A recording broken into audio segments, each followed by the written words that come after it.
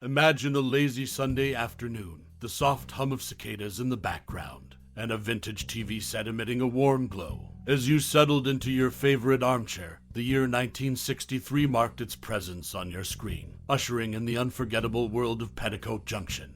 The show's quaint charm instantly swept you off your feet, transporting you to the idyllic Hooterville, where laughter echoed through the rolling hills and heartwarming tales unfolded at the Shady Rest Hotel. Perhaps you recall the first time you met the Bradley sisters, Bobbie Jo, Billie Jo, and Betty Jo, each with their unique personalities and endearing quirks. Or maybe it was Uncle Joe, the lovable schemer, who left an indelible mark on your memory. And who could forget Kate Bradley, the matriarchal force of nature holding the Shady Rest together with her unwavering love and wisdom. But let's not linger solely on nostalgia. Let's delve deeper into the world of Petticoat Junction and uncover some fascinating tidbits that might just surprise you. From the real-life inspiration behind the show's setting to the remarkable careers it launched, there's a treasure trove of random facts waiting to be unearthed. So, fasten your seatbelts as we embark on a journey through the charming and timeless world of Petticoat Junction, where the simpler days of yesteryear continue to enchant hearts even today. It's a journey worth taking, and the stories behind the scenes are just as delightful as those on screen. Get ready for some delightful surprises.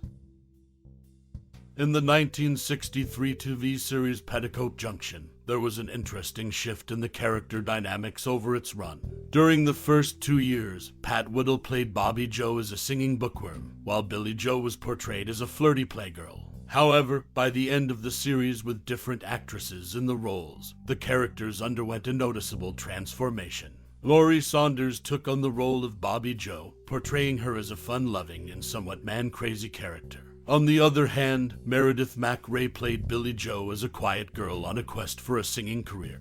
This shift in character dynamics added depth to the show and showcased the versatility of the cast. Notably, the first two actresses who portrayed Billie Jo Bradley, Jeannine Riley and Gunilla Hutton, went on to join the cast of Hee Haw, a popular country variety show. Their transition from Petticoat Junction to Hee Haw highlighted their talent and adaptability in the entertainment industry. Another interesting tidbit about Petticoat Junction is the character of the dog on the show. Although the dog was simply named Dog, his real name was Higgins. Curiously, the name Higgins was never mentioned by any of the characters in the series. This canine actor made appearances in 152 episodes of the show. In a remarkable twist, Higgins, the dog, later played the title character in the movie Benji, which also happened to be Edgar Buchanan's last film role.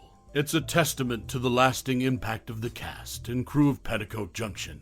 These facts shed light on the intriguing evolution of characters and the unique contributions of the show's cast members, both on and off the set. In the early 70 seconds, a TV phenomenon called the Rural Purge swept through network television. This purge targeted shows that were thought to cater to rural audiences or older viewers. Among the casualties was the 1963 TV series Petticoat Junction. This light-hearted sitcom, created by Paul Henning, revolved around the lives of the Bradley family who ran a charming hotel near the Hooterville train station. Petticoat Junction wasn't alone in its fate. Other beloved shows like Green Acres, Mayberry RFD, and Gomer Pyle also got the axe due to the network's desire for a more urban and youth-oriented lineup. This marked the end of an era for classic rural-themed television.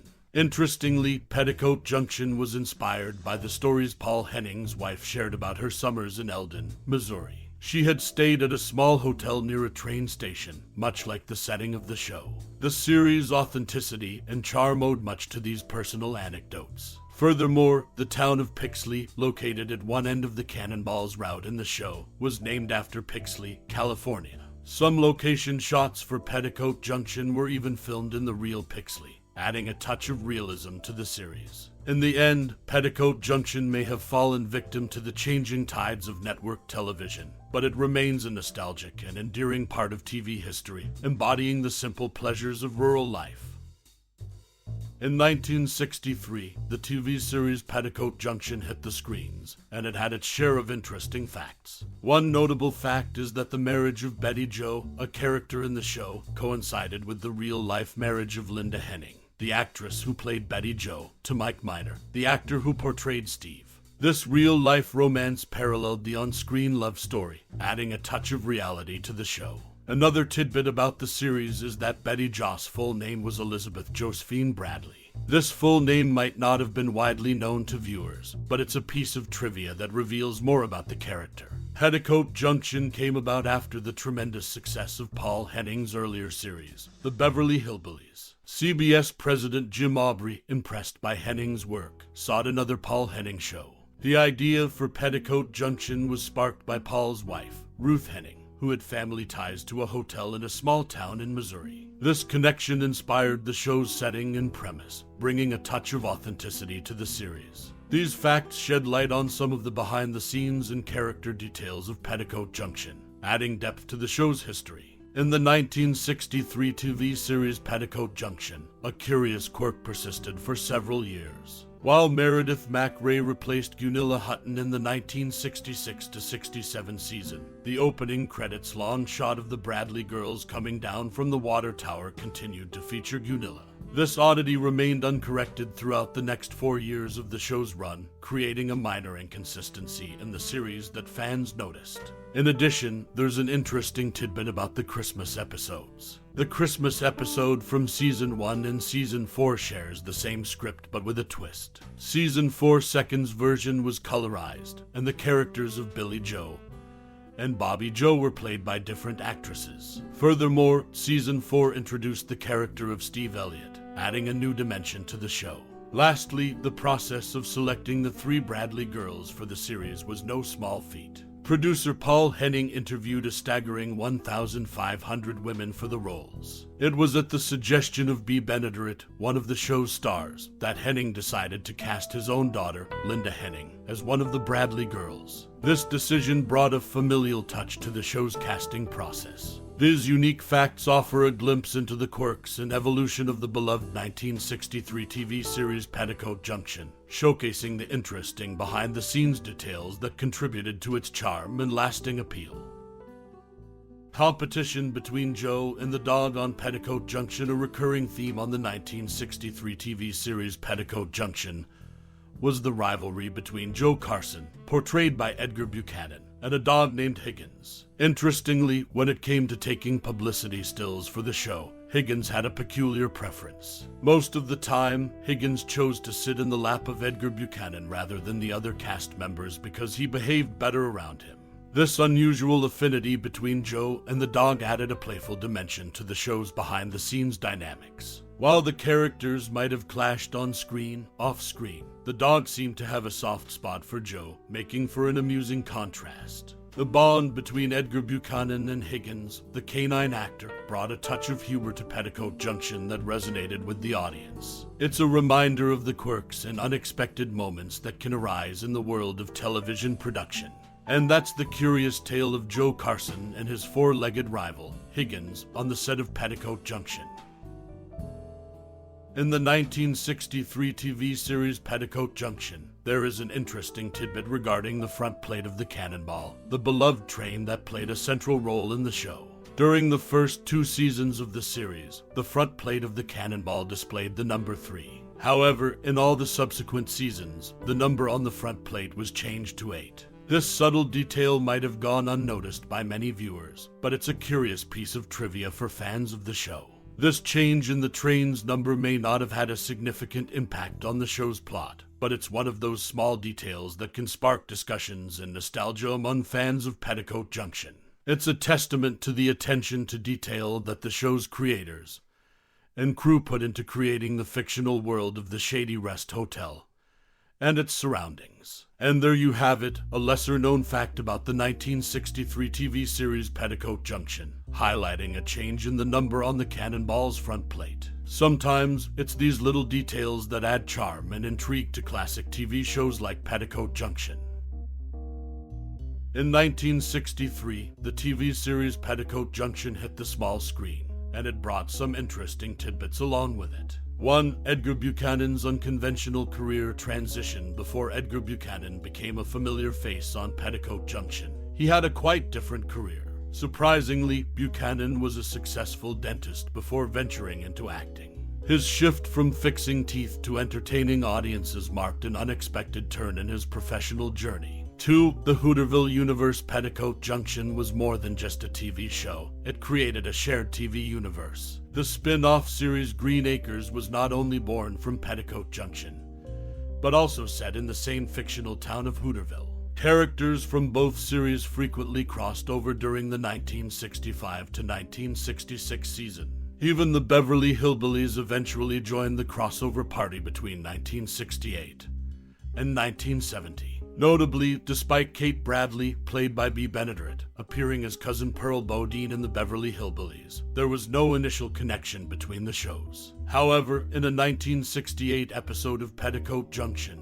Granny visits Hooterville, creating a humorous mix-up and acknowledging the family ties between the characters. 3. Retro TV nostalgia. For fans of the early seasons of Petticoat Junction, there's good news. As of now, in the US, seasons 1 and 2 are airing on Retro TV. Unfortunately, some changes have been made to accommodate more commercials. The opening, background, and closing music have been trimmed, and in some cases, dialogue is missing. Additionally, for those curious about the show's catchy theme song, here are the full lyrics, originally written by Flatt and Scruggs. The TV show used a shorter version, but these lyrics capture the essence of Petticoat Junction. Come ride the little train that is rolling down the tracks to the junction. Forget about your cares, it is time to relax at the junction. Lots of curves, you bet. Even more when you get to the junction. Petticoat Junction. There's a little hotel called the Shady Rest at the junction. Petticoat Junction. It is run by Kate. Come and be her guest at the junction. Petticoat Junction. And that's Uncle Joe. He's a movin' kind of slow at the junction. Petticoat Junction. When they hear the dinner bell from the Shady Rest Hotel at the junction, folks will walk a country mile for that chicken country style at the junction. But the dishes to observe are those pretty gals who serve at the junction, Petticoat Junction. So, whether you're reminiscing about Edgar Buchanan's unconventional career path, exploring the Hooterville crossover universe, or enjoying the nostalgia of Petticoat Junction on Retro TV, there's more to this 1963 series than meets the eye. Stay tuned for more TV trivia from the past. As we bid adieu to the captivating world of Petticoat Junction, I invite you to take a moment and journey back in time with me. This beloved 1963 TV series has woven its way into the tapestry of American entertainment history, leaving indelible marks on our hearts and minds. Whether you've been a lifelong fan or recently discovered this gem, Petticoat Junction has a unique ability to transport us to a simpler era, where life revolved around the Shady Rest Hotel, its colorful characters, and the wholesome adventures that unfolded in Hooterville. It's a place where laughter, camaraderie, and good-natured mischief were the order of the day. Perhaps you remember the charming Bradley sisters, Bobbie Jo, Billie Jo, and Betty Jo, or the warm and wise Kate Bradley, who held the Shady Rest together with unwavering love and determination. Maybe it's the quirky personalities of Uncle Joe, Sam Drucker, and the train engineer, Floyd Smoot, that still bring a smile to your face. But Petticoat Junction isn't just about nostalgia. It's an invitation to reflect on our own lives. It reminds us of the importance of community, family bonds, and finding joy in life's simple pleasures. The series captures the essence of a bygone era, where the sound of a train whistle and the warmth of a close-knit town were all one needed for a sense of belonging. Now, it's your turn to share. We'd love to hear your favorite memories, moments, or thoughts about Petticoat Junction. What lessons did you take from the show? How did it resonate with your own experiences? Feel free to join the conversation and celebrate the timeless charm of this TV classic. Thank you for taking this trip down memory lane with us, and for your enduring love and interest in Petticoat Junction.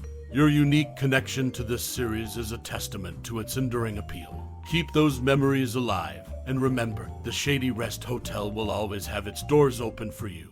With warm regards,